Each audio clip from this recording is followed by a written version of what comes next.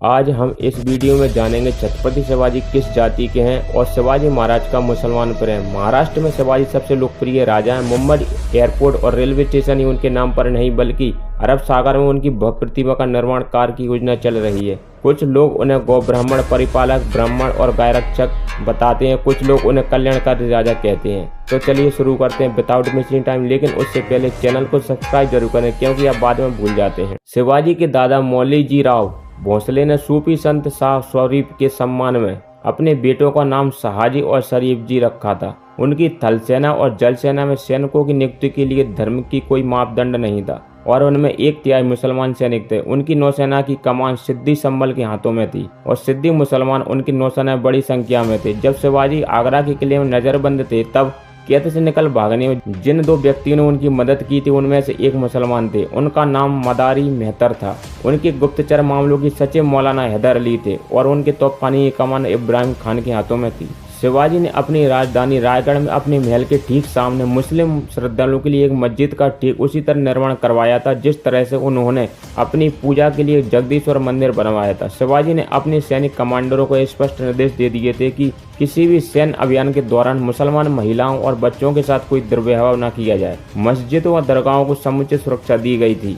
बसाई के नवाब की बहू की शिवाजी के द्वारा सम्मान देने की कहानी तो सभी जानते हैं। जब सैनिक लूट के सामान के साथ नवाब की बहू को भी लेकर आए थे तो शिवाजी ने उस महिला से पहले तो माफी मांगी और फिर अपने सैनिकों की सुरक्षा में उसे उनके महल तक वापस पहुंचाया था। अफजल खान ने उन्हें अपने तंबू में बुलाकर मारने की योजना बनाई थी तो शिवाजी को एक मुसलमान रुस्तम जमा ने आगाह कर दिया था जिन्होंने शिवाजी को एक लोहे का पंजा अपने साथ रखने की सलाह दी थी। इतिहासकार सरदेसाई ने न्यू हिस्ट्री और मराठा में लिखते हैं, शिवाजी को किसी भी प्रकार से मुसलमानों के प्रति नफरत नहीं थी, ना तो एक संप्रदाय के रूप में और ना एक धर्म के रूप में। छत्रपति शिवाजी महाराज का जब राज्याभिषेक होने वाला था तब कुछ लोगों ने आक्षेप उठाया कि क्या वे किसी राजवंश से आए हैं या साधारण सरदार मात्र हैं, क्योंकि उन लोगों के हिसाब से राजगद्दी पर सिर्फ राजसी पुरुष ही बैठने चाहिए।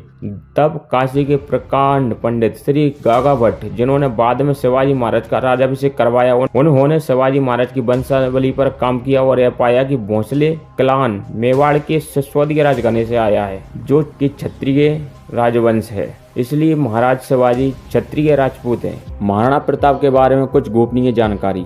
महाराणा प्रताप का जन्म 9 मई 1540 के दिन कुंभलगढ़ किले के बादल महल में हुआ। महाराणा प्रताप उदय सिंह की पटरानी जयवंताबाई का पुत्र था।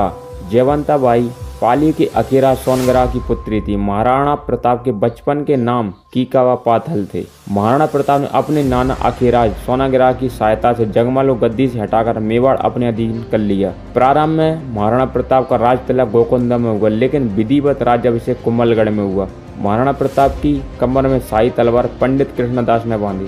अकबर ने महाराणा प्रताप को समझाने के लिए 4 शिष्टमंडल भेजे और चारों मंडल महाराणा प्रताप को अकबर की अधीनता स्वीकार करवाने असफल रहे। अकबर द्वारा भेजे गए शिष्टमंडल इस प्रकार हैं। नंबर 1 जलाल खान 1572, नंबर 2 मान सिंह 1573, नंबर 3 भगवंत दास 1573, नंबर 4 टोडलमल 1573। चारों मंडलों के असफल रहने पर अकबर अजमेर आया तथा अजमेर स्थित अकबर के किले में युद्ध लड़कर महाराणा प्रताप को बंदी बनाने की योजना बनाई। मेवाड़ पर आक्रमण करने के लिए अकबर ने आमेर के मानसिंह कछवा तथा अशफाक खां को सेनापति बनाया। 21 जून 1576 के दिन मेवाड़ की सेना व मुगल सेना के बीच हल्दी घाटी का युद्ध हुआ।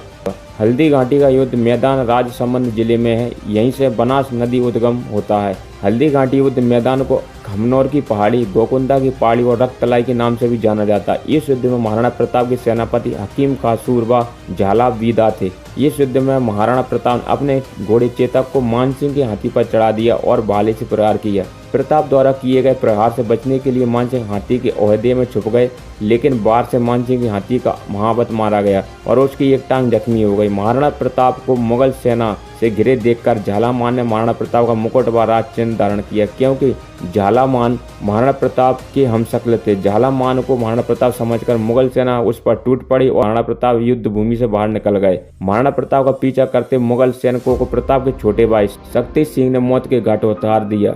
बनास नदी पार करते समय चेतक ने दम तोड़ दिया।